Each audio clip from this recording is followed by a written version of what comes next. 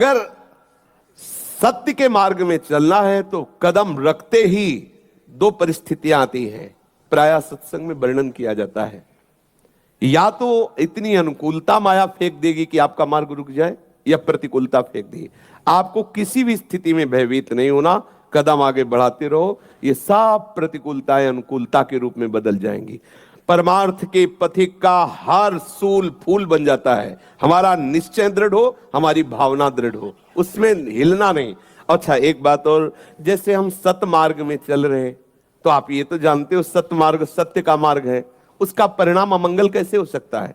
मंगल भवन प्रभु का नाम जपने वाला, मंगल भवन प्रभु के मार्ग में चलने वाले का अमंगल कैसे हो सकता है? भूल करके नहीं हो सकता।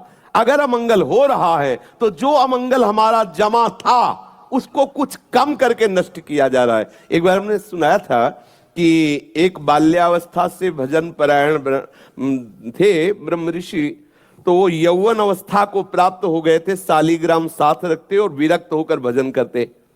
एक दिन वो गंगा किनारे शालिग्राम सेवा के लिए स्नान किया और बैठे ही थे कि 90 लोग आकर के भाला लिए, लाठी लिए, मारो मारो मारो। उनका जीवन हो गया, कभी किसी को कुछ कहा नहीं, ये लोग क्यों मार रहे हैं? और बहुत भजनानंदी थे। उन लोगों ने घेर ही लिया तो उन्होंने कहा, देखो तुम 90 हो, मार तो दोगे ही, हमें 2 मिनट का समय दो। उन्होंने आर्त भाव से प्रभु को पुकारा, ध्यान करते हुए कि प्रभु ऐसा क्या अपराध। तब प्रभु ने ध्यान में ही बताया कि मेरे भजन का प्रभाव तुम्हें 90 बार जन्म लेना होता और एक एक करके तुम्हारी 90 बार हिंसा करता। मेरे भजन का प्रभाव कि 90 एक साथ मारेंगे, तुम मुक्त हो जाओगे। चुपचाप मेरा ध्यान करते हुए शरीर को छोड़ दो, जिससे तुम भगवत प्राप्त। तो भगवान की शरण में आने पर, भजन करने पर हमारा बहुत बड़ा अपराध छोटे में कट जाता है। तो जैसे परमार्थ में शुरू हुए तो आपके अंदर एकदम प्रतिकूलता आनी शुरू हुई, बाहर से प्रतिकूलता आनी शुरू हुई, तो घबराने की जरूरत नहीं, सफाई शुरू हो गई।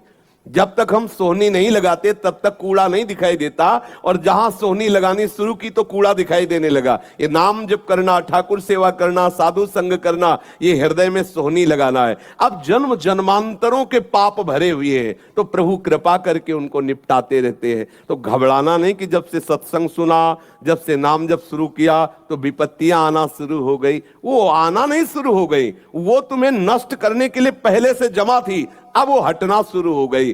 तो घर के अंदर कोई आवे तो दिखाई देता है और जावे तो दिखाई देता है। तो ऐसे ही ये गेट है अंतःकरण, अनंत जन्मों के जो शुभ शुभ कर्म, जिनके लिए भगवान कहते हैं अवश्य में भोक्तव्यम कृतम कर्म शुभाशुभम, वो शुभ शुभ कर्म हमें नष्ट करते, लेकिन भगवत शरणागति भजन के प्रभाव से धीरे धीरे नष्ट हो रहे। समझ रहे ना? घबराना नहीं कि हम भजन मार्ग में चलने लगे तो हमें विपत्तियां घेर ली, ऐसा नहीं हो सकता। जो प्रभु का सुमिरन करते हैं, बोले भाव कुभाव अनख आलसहु, नाम जपत मंगल दिशि दशहु।